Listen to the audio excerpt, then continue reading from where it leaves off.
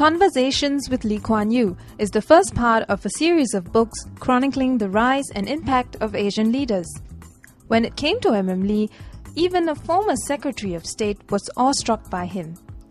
The author of the book, Tom Plate, tells Razor TV more.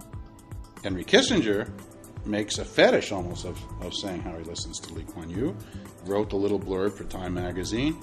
You can't get anybody to speak more highly about him. John Major, former Prime Minister of Britain, who someone I greatly admire and I think history will treat very well. And I asked him for the first part of this book is the 4 pages of VIPs around the world.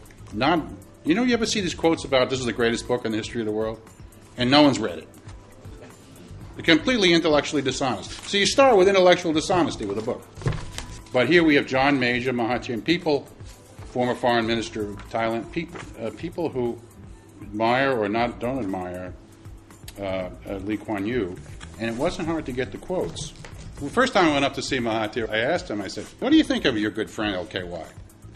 He is a big frog in a small pond. I think he will go down in history as a very remarkable intellectual and politician at the same time, which is not a very often thing. In the book, Plate describes Lee as a hedgehog.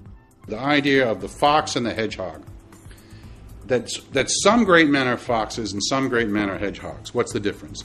The fox survives and is successful because he or she knows a million little things. The hedgehog only knows one thing. His pricks, right? That's all he knows. But that's a big thing. That's how he survives.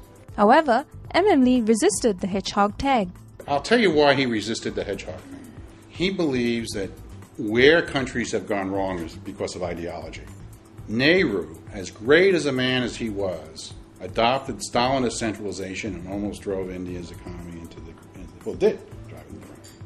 If you look at some of the great mistakes of the 20th century, they were driven by ideology. In other words, that you have an all-embracing system, and that interprets everything, and what is the result? You miss reality. Ideology divorces you from reality.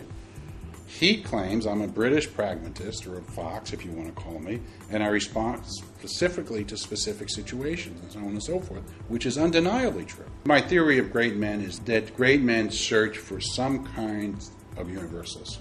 Lee Kuan Yew fought me every single step of the way, and I was pushing him every single way of this book in the direction of being a hedgehog, which is what I think he is. So, was this dispute resolved? You'll have to read the book to find out more. Also, why did Tom Plate say Lee is power crazy?